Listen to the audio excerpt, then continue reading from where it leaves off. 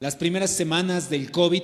¿Se recuerdan el año 2019? Cuando cerca a fin de año, después de todos los conflictos sociales que ha habido en nuestro país, unos cuantos meses más después declaran cuarentena absoluta para todo el país e incluso para todo el mundo.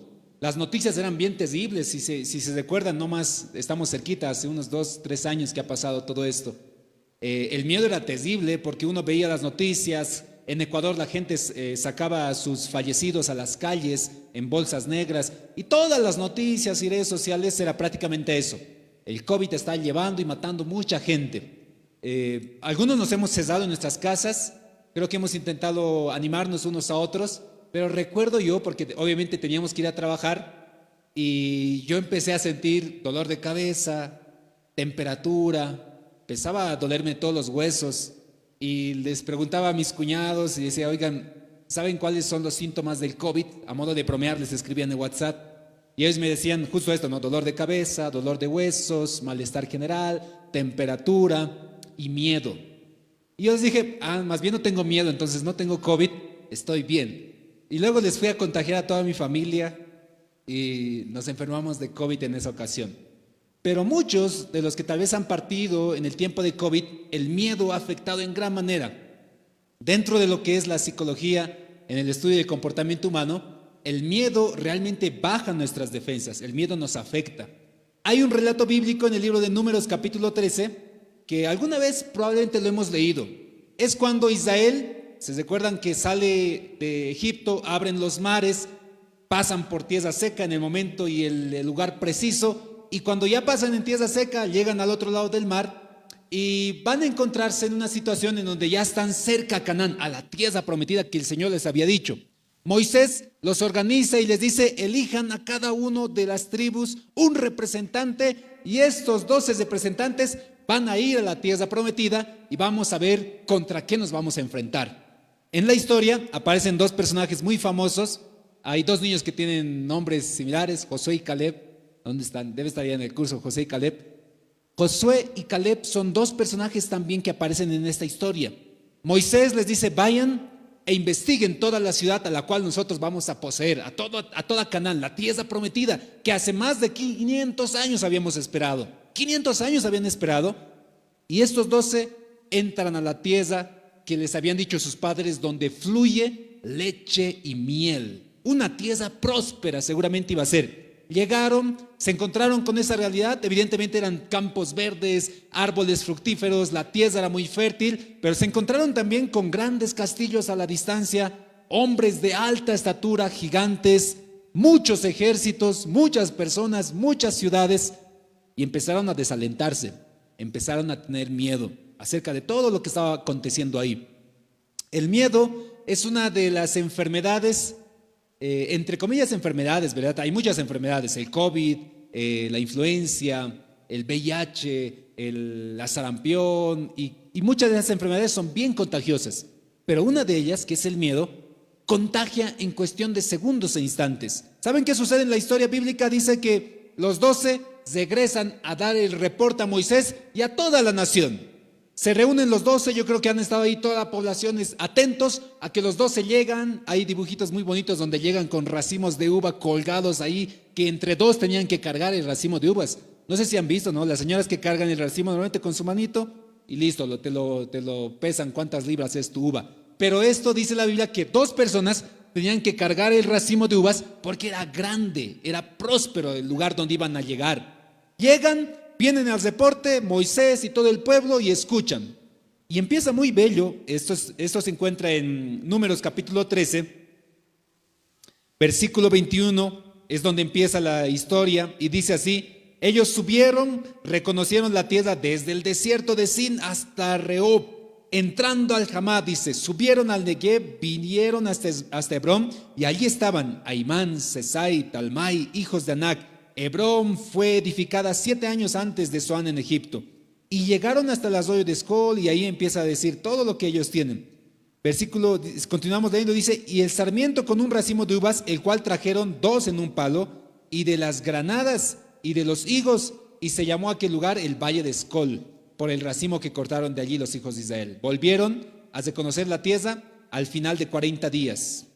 anduvieron, vinieron a Moisés y a Aarón y a toda la congregación de los hijos de Israel en el desierto de Parán, en Cades, y dieron la información a ellos y a toda la congregación y les mostraron el fruto de la tierra. ¿Se imaginan? Hasta ahí es el versículo 27. ¿Se imaginan, mis hermanos, la situación? Todo Israel, nosotros somos los israelitas, estamos expectantes. Hemos mandado a 2 espías porque nuestros padres, Abraham, Isaac, Jacob, José, nos habían dicho: el Señor ha prometido Canaán para nuestra nación, nos pertenece, es nuestro.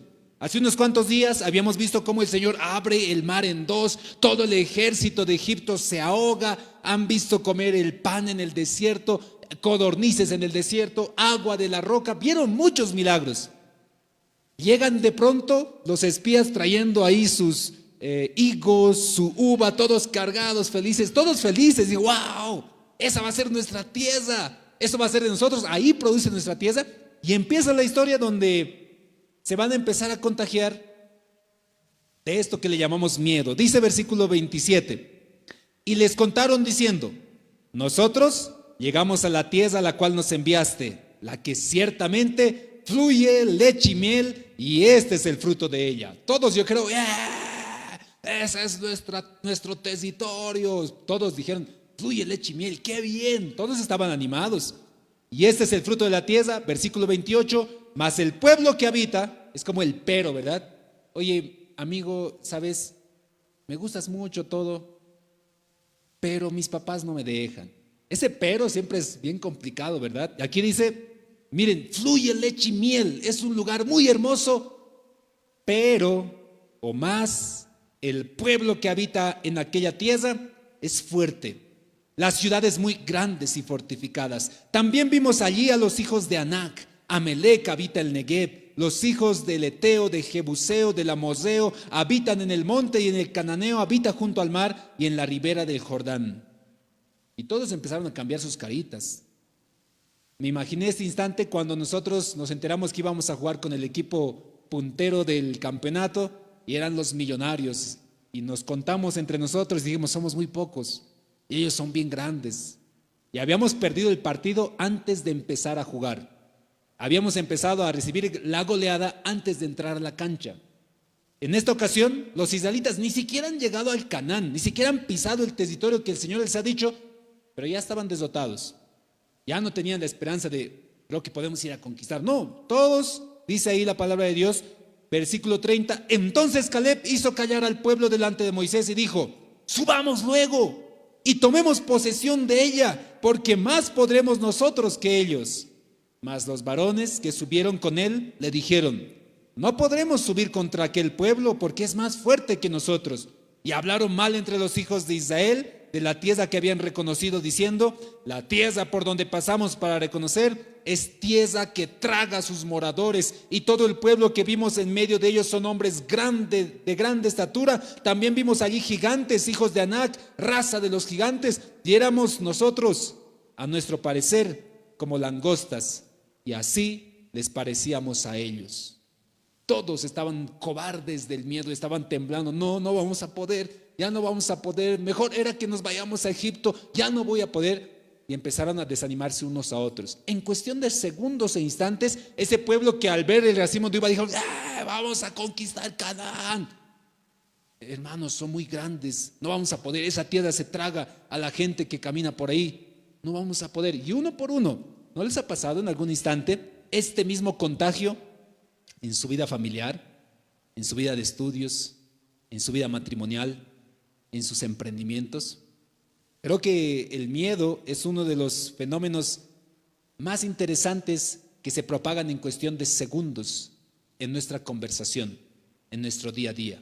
Caleb obviamente intentó, dijo: no, hermanos, tranquilos, vamos a poder, nosotros vamos a poder más que ellos. Pero la gente ya había recibido un contagio severo de miedo y obviamente eso los había desdotado en cuestión de segundos.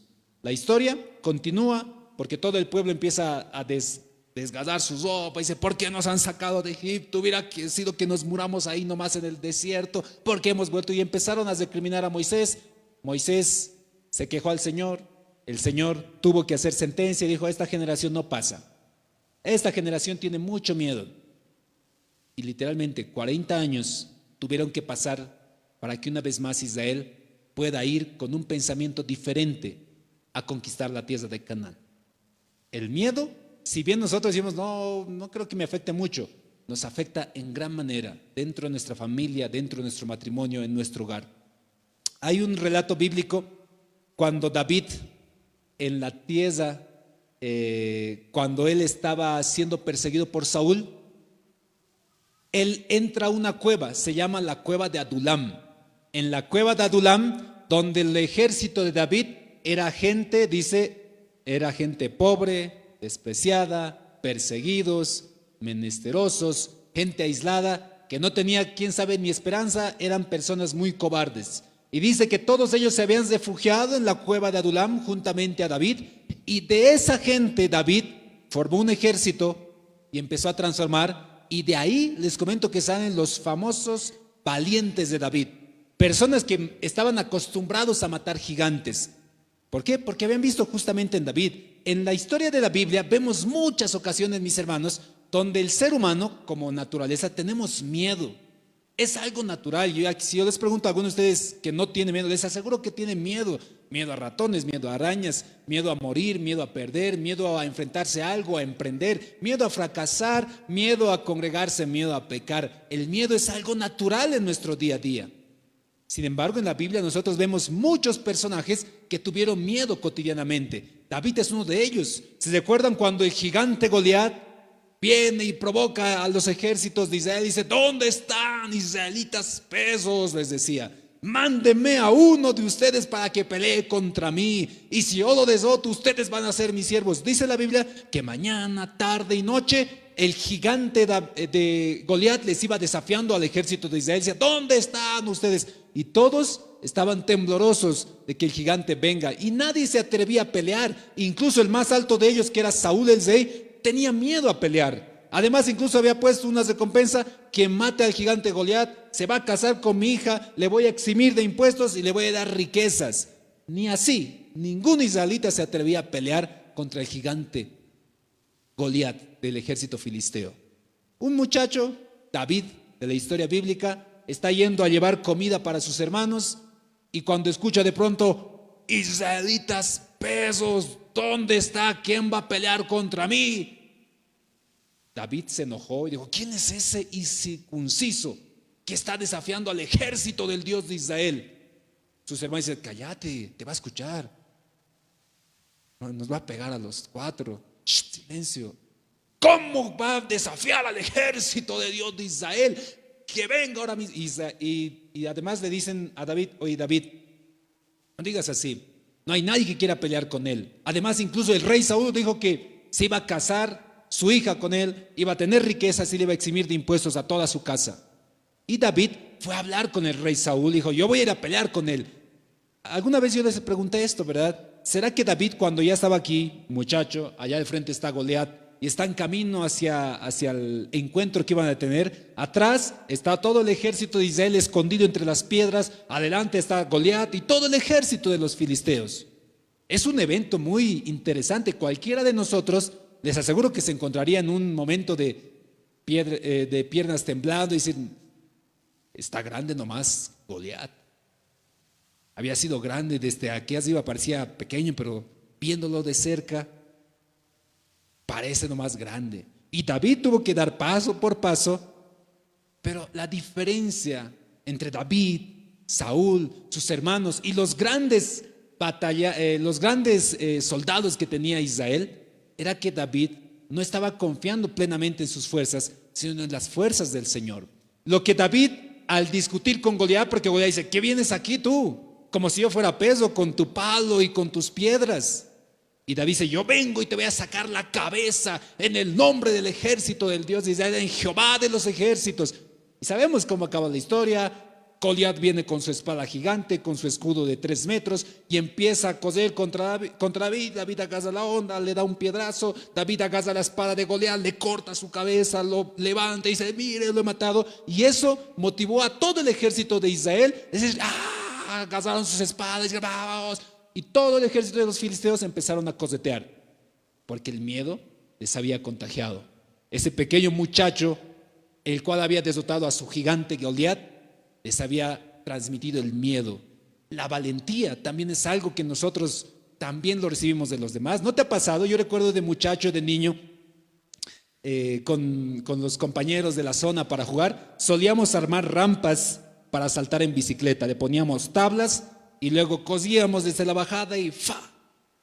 ¡Tum! Bajábamos con la bicicleta. Solíamos saltar así. Recuerdo que como que yo no tenía mucho miedo, o tal vez no tenía conciencia de que iba a morir en ese proceso. Me decían, Carlos, tú intenta primero. Yo decía, ya, pues, si me bajaba de esa subida, le paraba y ¡fa! ¡fa! Y caía bien. Y entonces todos decían, se puede, no ha muerto. Y todos luego podían hacerlo. ¿No les ha pasado a ustedes también que cuando ustedes ven a alguien que se atreve, empiezan también a intentarlo una vez más? Algo que he visto muy bonito en la experiencia que estamos haciendo en los ayunos zonales es la posibilidad de predicar el evangelio. El primer ayuno que se ha realizado en Filadelfia, o en Natividad era, me confundo cuál de los dos es, probablemente nunca alguno de ellos se ha animado a tocar la puerta de alguna casa desconocida y estás con el miedo de qué le voy a decir, ahora cómo le digo que Cristo le ama, cómo le digo que quiero orar por él. Pero ya, vieron que otros están tocando las puertas, que están hablando a la gente, y ver que los demás sí pueden, te incita, te dicen, yo también voy a poder. Por eso es tan importante entre nosotros, mis hermanos, que empecemos a rodearnos de gente que haya alcanzado aquello que tú deseas alcanzar. Cuando nosotros nos rodeamos de gente que realmente está constantemente con miedo, no voy a fracasar, me va a ir muy mal, me va a ir mal en mi familia, me va a ir mal en el negocio, me va a ir mal en las ventas, el gobierno va a entrar en quiebra, la inflación va a estar grande, tú te empiezas a angustiar. Muchas veces yo les recomiendo, salgamos del culto, tú puedes estar tranquilo, en paz, confiando en el Señor después de toda la prédica, pero después de unos instantes, cuando tú salgas en la noticia y diga, el gobierno declara de que la inflación ha subido en tanto por ciento y que probablemente la deuda externa va a subir más, tú empiezas ahí, ¿no? ¿Y dónde está la confianza que tenemos en el Señor? La diferencia es que nosotros, cuando empezamos a consumir o empezamos a contagiarnos de las personas que nos rodean, el miedo que ellos transmiten, eso se te entra en todo. Como dicen algunos, te hace un ras en todo el cuerpo y empiezas a temer todo lo que vaya a acontecer. No es el único personaje, David, quien haya tenido miedo dentro de la historia bíblica. Sabemos que nuestro Señor Jesucristo es 100% hombre y 100% Dios. Ese es un principio en teología. ¿Y creen que Jesús haya tenido miedo en algún instante de su ministerio? Yo les aseguro que en muchos instantes sí los haya tenido. Pero uno de los instantes más marcados del Señor cuando tuvo miedo fue el momento de la angustia en la cual estuvo minutos, horas antes de ser crucificado. Estaba buscando información acerca de cuáles son los miedos más grandes estadísticamente en el ser humano.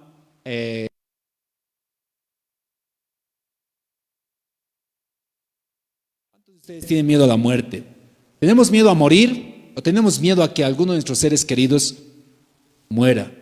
Creo que ese es uno de los miedos más terribles que tenemos los papás, los esposos, las esposas. El ponernos en la mente un instante la idea de que nuestro hijo, nuestra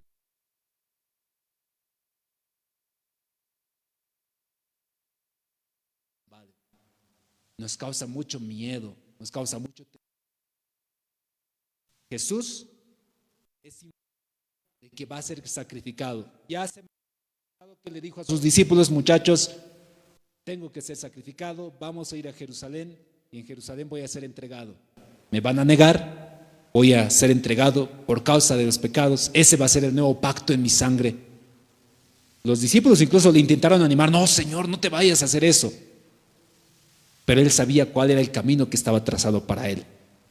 En la última noche, después de haber compartido con sus discípulos en la Santa Cena, se van al monte a orar y estando en oración, Jesús dice la palabra de Dios en los evangelios que tuvo una noche de mucha angustia. Su angustia ha sido tanta que literalmente ora al Señor y dice, Señor, te pido que me quites esta copa, pero que se haga tu voluntad. Y la Biblia relata que esos instantes el miedo de Jesús fue tan terrible, la angustia que él tenía fue tan terrible, que empezó a llorar lágrimas de sangre. Probablemente algún día tú has tenido miedo, pero no sé si has llegado a tener el miedo a tal grado que ciertas venas que hay en nuestros ojos, que por la angustia, por la presión que pasamos, literalmente pueden estallar. Y eso es lo que pasó con el Señor. El momento en el cual entrega Jesús esa angustia y ese miedo delante del Señor, porque le pide a su Padre, dice: Señor, te pido que se haga tu voluntad, pero si es tu voluntad, que quites esta copa de mí.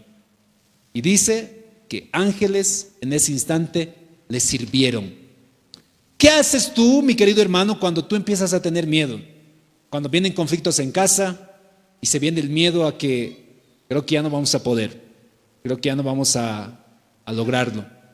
Cuando se vienen conflictos en el trabajo, en el negocio, en la empresa, en la economía, y de pronto te entra el miedo y dices: creo que ya no voy a poder alcanzar al mes, creo que ya no voy a poder pagar la deuda, creo que ya no voy a alcanzar para comprar aquello que teníamos que comprar.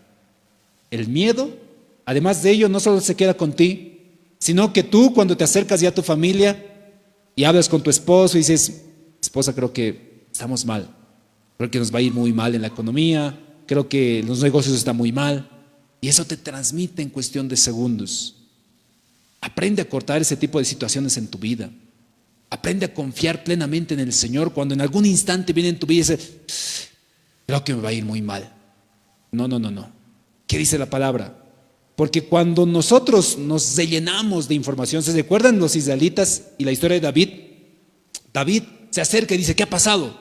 No, aquel es el gigante Goliat. Dice que nos va a matar a todos. Nadie quiere atreverse. Y lo que hace David es empezarse a informar, pero no de cuán grande es el gigante, cuán grande y poderoso es su ejército, cómo les va a arrancar el cuello. No le interesa esa situación. Lo que se informa David es empezarse a informar de qué es lo que va a pasar si le destroza al gigante, qué es lo que va a ganar si es que él vence a ese gigante, qué es lo que va a ocurrir si es que él se atreve a pelear contra ese gigante. Y él literalmente empieza a cranear cómo lo va a derrotar al gigante Goliat. Se va al río, busca 5 piedras.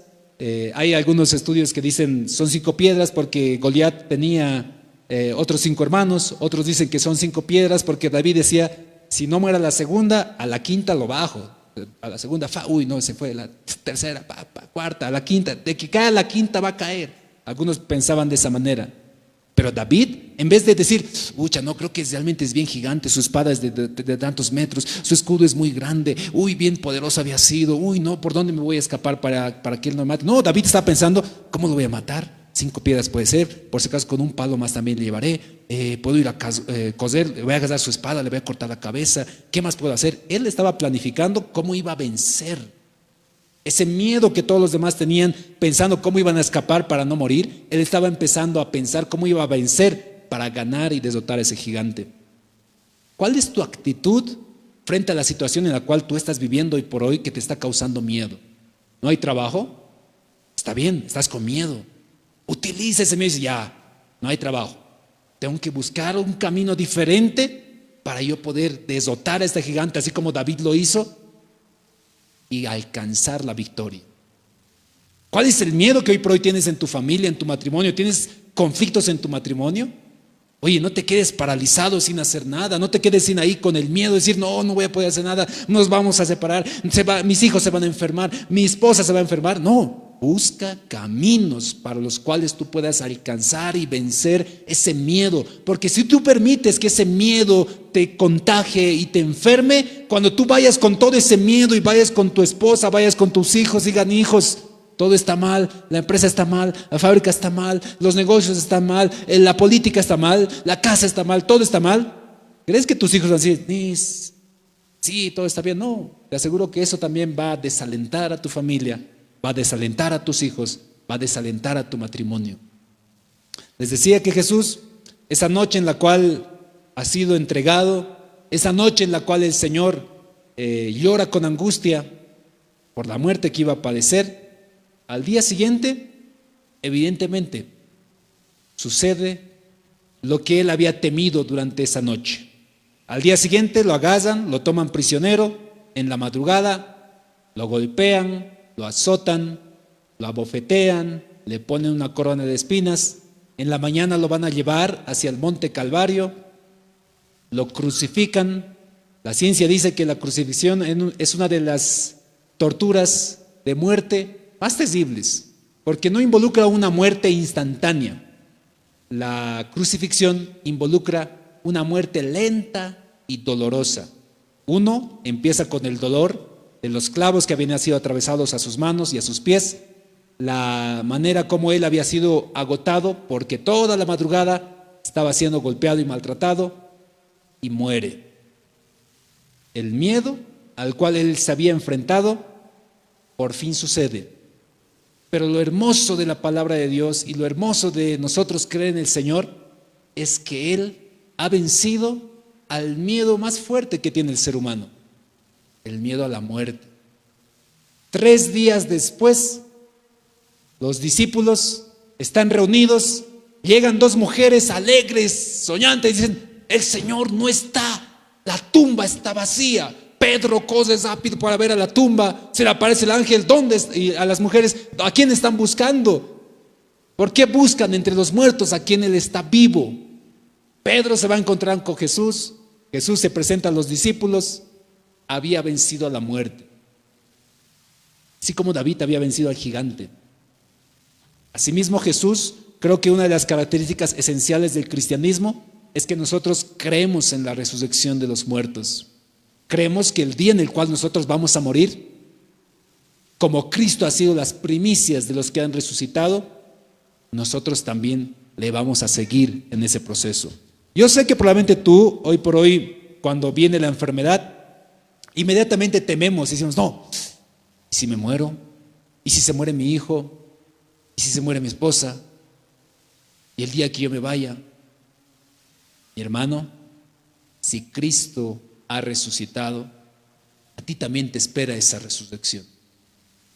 Esa es la confianza. ¿Por qué creen que los discípulos, la primera generación de la iglesia primitiva, literalmente Pedro empieza a predicar en el Pentecostés y dice: varones, este es el Espíritu Santo, sana un cojo, y horas después lo agarran a Pedro, a Juan, los azotan, los golpean, los ponen al concilio y dicen: no queremos que hablen nunca más de ese tal Jesús. Horas después siguen otra vez hablando y predicando y enseñando. Se enteran de la muerte de los diferentes discípulos.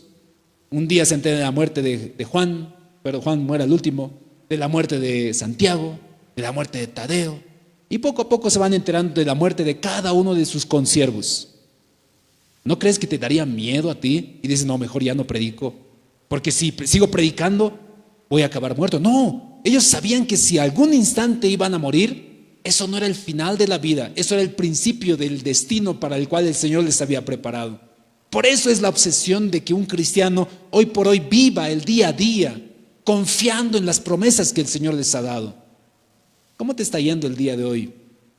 ¿Qué tanto has permitido que te contagie el miedo? ¿Qué tanto tú estás contagiando el miedo a tu familia? Tú eres el que llega a tu familia, pese a las condiciones en las cuales están, y están tal vez en el hospital, y tú dices: no, creo que se va a morir nuestro hijito.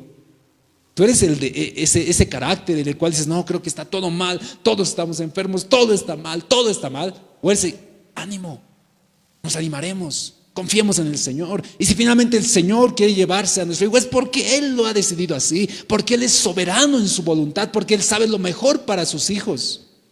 ¿Quién sabe si hoy por hoy tal vez no hay trabajo dentro del hogar, no hay trabajo, el negocio está muy mal? Tú eres el que llega a casa y dice: vamos a quebrar. Estoy seguro que vamos a quebrar, estoy seguro que nos va a ir mal, estoy seguro que vamos a fracasar. ¿Eres de esos dentro de tu hogar? ¿O eres del que llega y dice: vamos, familia, hoy tal vez no ha sido muy bueno, pero mañana el Señor nos va a bendecir mucho mejor? Y si este negocio no va bien, el Señor va a bendecir el otro negocio que estamos. ¿Eres el Josué y Caleb que llega al pueblo a animar? Porque han visto lo mismo. Josué y Caleb han visto a los mismos gigantes, a los mismos castillos, a los mismos ejércitos que los otros 10. Pero los otros 10 dijeron: no, vamos a morir, vamos a fracasar, nos va a ir mal. Pero ellos: no, el Señor nos va a dar la victoria, nosotros vamos a poder más que ellos. Porque ese tipo de actitud es el que se conforta en la iglesia, es el que se conforta a tu familia, es el que se conforta a tu hogar. La otra actitud simplemente va a dañar tu matrimonio, va a dañar tu negocio, va a dañar a tus compañeros, va a dañar la congregación. Yo les animo, anímense ustedes acá en medio de la congregación. Tal vez algunos dicen, no, creo que nos va a ir mal de la iglesia. No, vamos a poder, lo vamos a alcanzar, vamos a lograr, el Señor va a proveer, nosotros vamos a poder más que Él. Y si David ha vencido a su gigante, si el Señor ha vencido en la cruz, nosotros también vamos a continuar el mismo trabajo y el mismo linaje que el Señor ha puesto en nosotros. Porque sabes, la esencia de la valentía, la esencia del valor es la misma que está fluyendo por tus sangres, porque la sangre de Cristo es la que fluye a través de nosotros. Por su sangre nosotros somos salvos. ¿Cuántos de ustedes el día de hoy pueden confiar al Señor en el miedo en el cual ustedes están atravesando?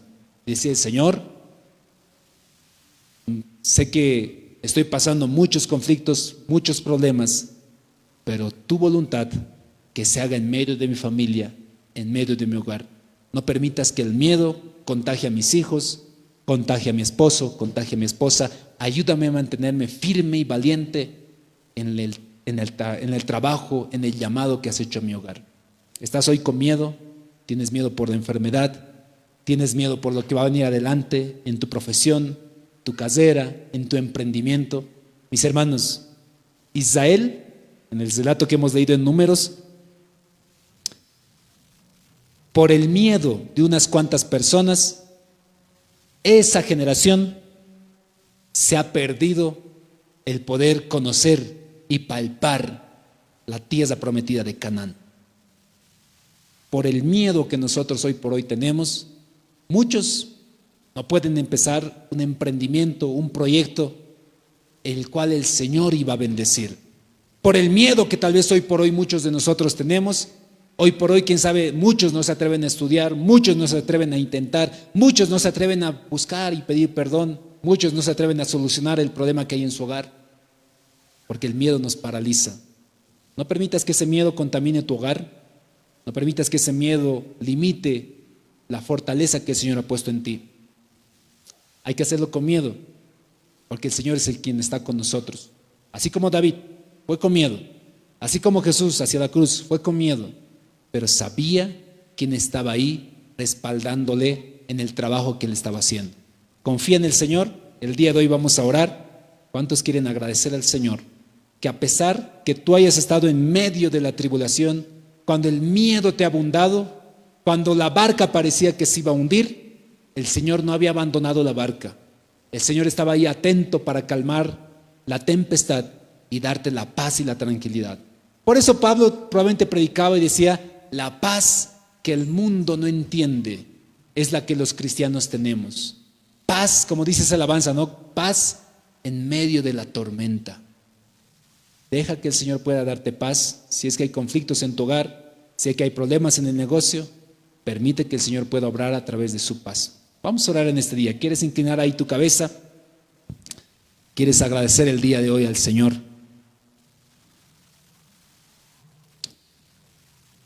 Si tal vez hasta el día de hoy tus palabras han sido desalentantes para tu hogar, para tu esposa, para tu esposo, le has dicho, ya no vamos a poder. Tal vez han sido simplemente palabras en circunstancias de tu miedo. Pide al Señor que te dé la fortaleza necesaria.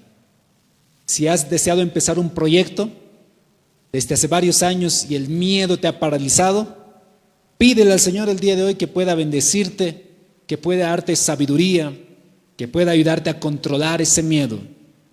Porque el Señor no ha abandonado la barca. El Señor no ha abandonado la compañía que tiene contigo. Vamos a orar. Gracias.